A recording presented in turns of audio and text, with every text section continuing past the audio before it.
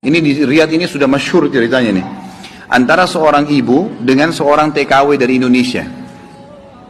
Ada satu ibu sudah divonis di Saudi. Operasi kanker dia terakhir sebulan lagi.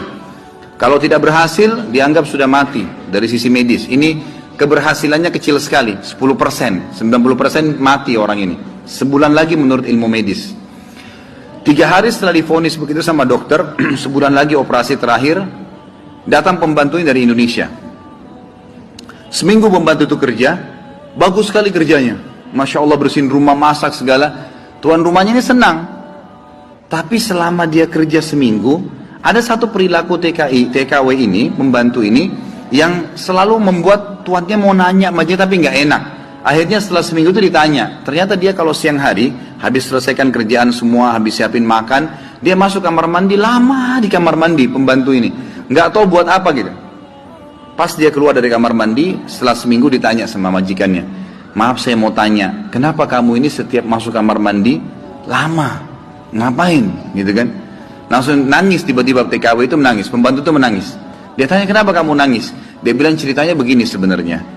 Sebelum saya berangkat ke Saudi di Riyadh ini, 12 hari, ya sebelum saya berangkat ini, 12 hari sebelumnya saya baru melahirkan. Dan saya punya bayi di Indonesia. Saya lagi susuin.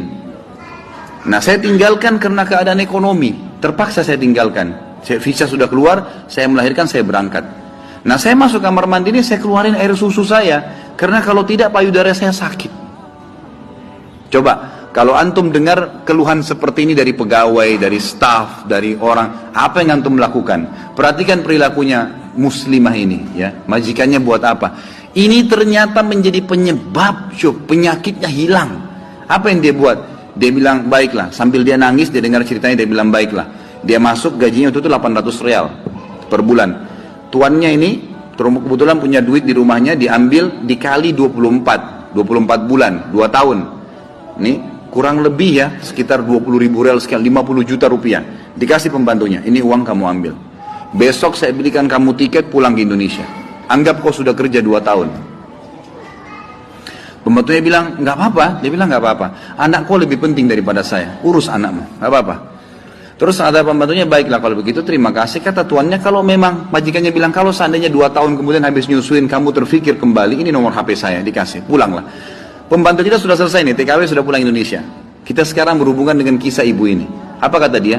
Semenjak pembantu itu berangkat, mulai hari itu setiap hari saya menangis. Menangisnya bukan karena sedih penyakit saya merasa terharu, susah menggambarkannya, terharu betul dan bersyukur kepada Allah. Bagaimana Allah membukakan pintu itu buat saya.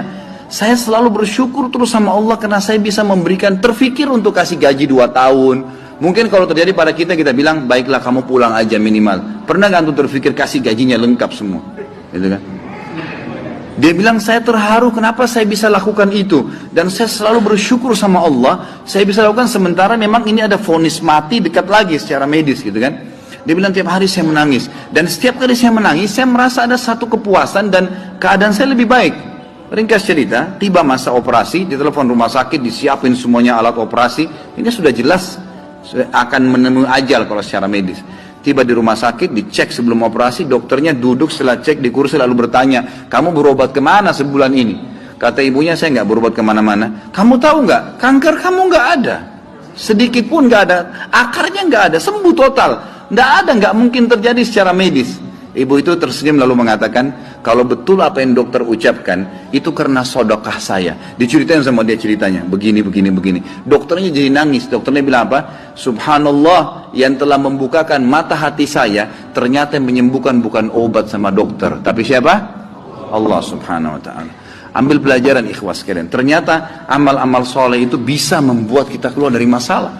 Abdullah bin Umar dan Abdullah bin Abbas radhiyallahu anhum ajma'in, itu kalau beliau sedang menghadapi masalah dan tidak pecah, beliau keluar cari orang miskin dan sedekah, gitu kan?